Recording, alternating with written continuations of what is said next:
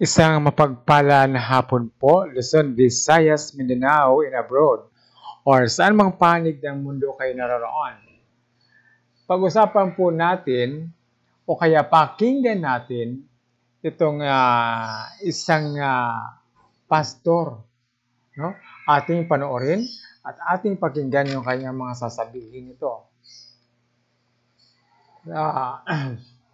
Dito sa kanya sinasabi, nahirapan ako kasi hindi ako marunong mag-English. Pero pakinggan natin. Okay?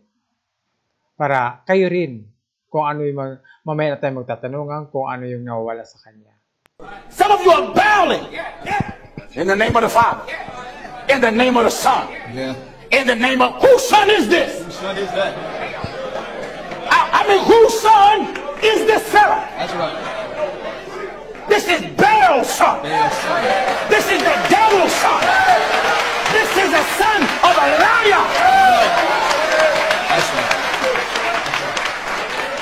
You would say, oh, he called Jesus a liar. That's not Jesus. That's not Jesus. That's not Jesus. I said that's not Jesus. And that's not Jesus either. Go ahead. So get up off your knees. Get up. Stop making a cross. That's right. Get up off your knees. Some of you are bowing. Okay. So, ating pong napanood yung kanyang paglapastangan. Dito, pamagatan natin siya ng ganito ating pamagat. Ayan. Kung tayo man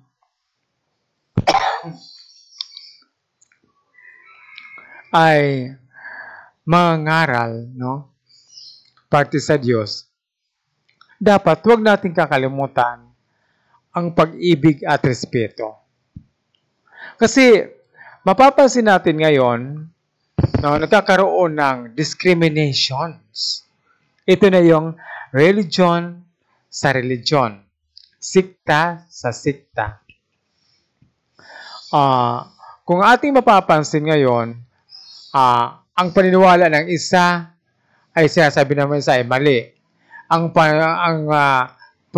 paniniwala, kung sasabi ito ay mali, ito naman ay sinasabi ng tama.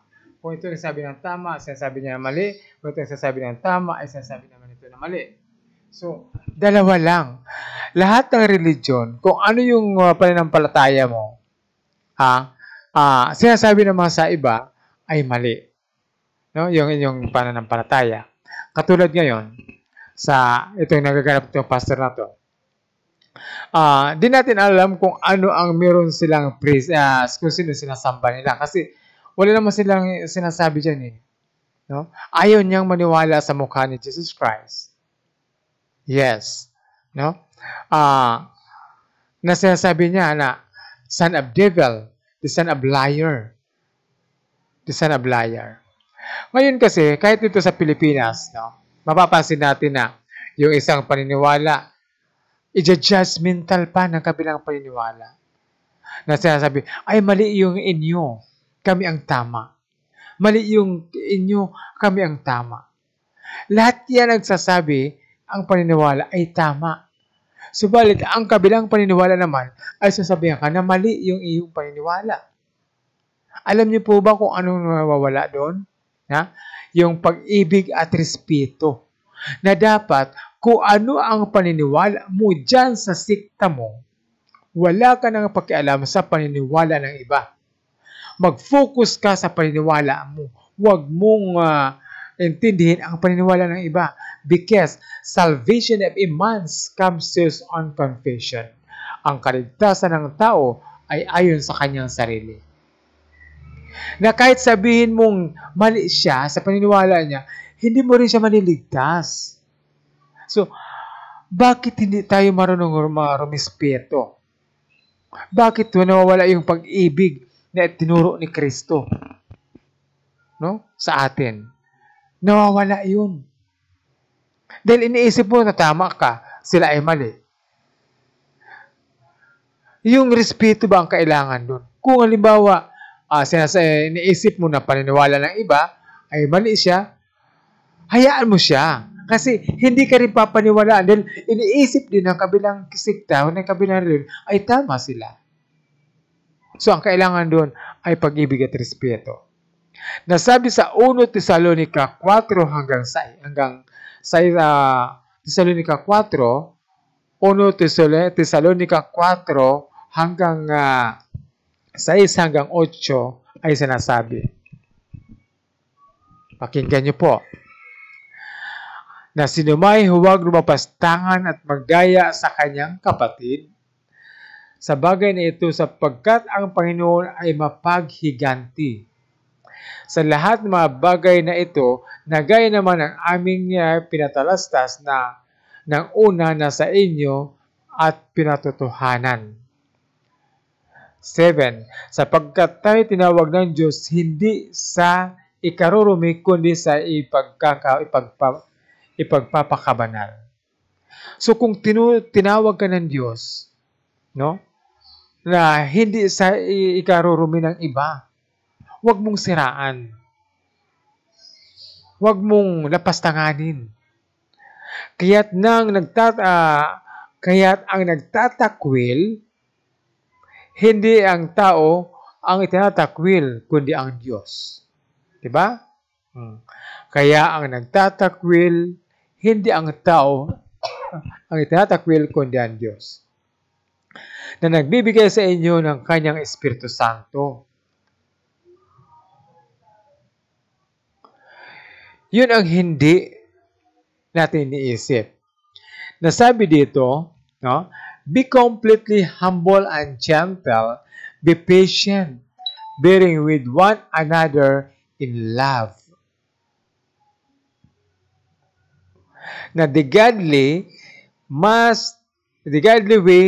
way of life begins in our attitude towards others.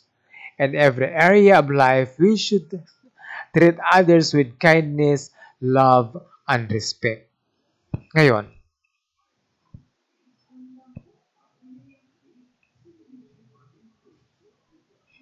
hindi na isip ng tao. Tagalogin natin yung ating binasa ngayon lang. Maging ganap na mapagpakumbaba at maamo. Maging matyaga, magtiis sa isa't isa sa pag-ibig. No? Sabi sa Efeso 4 hanggang 2. Ang sabi naman ng 1 Tesalonica 4, 6 hanggang 8, ang makadiyos na paraan ng pamumuhay ay nagsisimula sa ating saloobin sa iba. So, kung makadiyos ang pamumuhay mo, no? Pero ang saloobin mo naman ay hindi, ano sa palagay mo? Okay. Sa bawat lugar ng buhay, dapat natin tratuhin ang iba ng may kabaitan, pagmamahal at paggalang. Yon. Di ba? Napapansin natin ngayon. Siraan dito, siraan doon, sinisiraan ni paniniwala ng iba, sinisiraan ni paniniwala ng iba. Ano ba? Tayo ba ay naniniwala? Nagbabasa nga tayo ng Biblia. Nagbabasa nga tayo ng Holy Bible.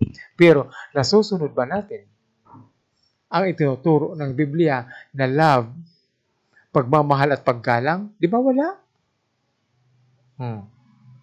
Pansinin nyo. No? Kung religion ang pag-uusapan, huwag na tayong lumayo sa ibang bansa. Dito na lang sa Pilipinas. No? Ang paniniwala mo, i-judge ka ng paniniwala ng iba dahil mali. Naging judgmental. Ito ang gusto kong isabi pa nung araw na dapat matuto tayo rumispeto. Mag-focus na lang tayo sa ating paniniwala kung saan ka nasikta na ron. Huwag mong pansisiraan ang kapwa mo. Dahil kapag siniraan mo, sinabi mong mali at ginudge mo, ikaw ay katulad ng binasa ko kanina. No? Na sinabi, na ikaw ay nagbibigay sa inyo, ikaw ay nagtatakwil ng hindi ng tao kundi ng Diyos. Di ba? Dahil sabi nga dito sa 1 Tesalonica 4:6-8 na sinumay huwag lumapastangan at magdaya sa kanyang kapatid sa bagay nito sapagkat ang Panginoon ay mapaghiganti. Di ba? Katulad nito, no? Bigyan ko kayo ng halimbawa. Lumabas tayo sa Pilipinas. Pumunta tayo sa ibang bansa, sa Brazil. Di ba? Anong ginawa nila? Itinakwil nila si Jesus. Linapastangan nila. Ano nangyari sa bansang Brazil? Sa bansang Nigeria, nagkaroon ng malakas na flash floods. Nakita nyo ba kung gaano nilapastangan ng Nigerian, ng mga taga-Nigeria, ang mga imahe ng paniniwala ng iba na hinulog sa malaking balon? So, after that, anong nangyari sa bansa nila? Diba? Ang Diyos ay mapaghiganti. Sapagkat ang Panginoon ay mapaghiganti. Hindi ka ba natatakot? Na ang kinakalaban mo, hindi tao, kundi Diyos. Kaya payo ko na lang, no? Dito sa pastor na to, matuto kang rumispeto sa paniniwala ng iba. Bahala ka umintindi dahil English ka kung hindi ka makaintindi. Dahil gusto ko rin makaintindi ang ibang mga sikta na sinisira yung kanyang kapasikta sa paniniwala sa Diyos. Wala po akong tinatamaan. Ito ay katotohanan. Ano? Real talk sa nagaganap ngayon. Then nawala na tayo ng respeto at pag-ibig. Di ba? Kaya kung ikaw na nanonood nito, no, na nagja-judgmental ka sa paniniwala ng iba, nanghusga ka sa paniniwala ng iba, nilalapastangan mo yung paniniwala ng iba, alalahanin mo ang sinabi sa 1 Tesalonica 4:6 na sabi ng Diyos, sapagkat ang Panginoon ay mapaghiganti. Kaya't ang nagtatakwil hindi ang tao ang itinakwil mo, kundi ang Diyos. Alam ba ninyo ito? Kaya ikaw, tandaan mo. Love and respect. Ulitin ko, love and respect. Kaya sa lahat na makakapakinig nito, no?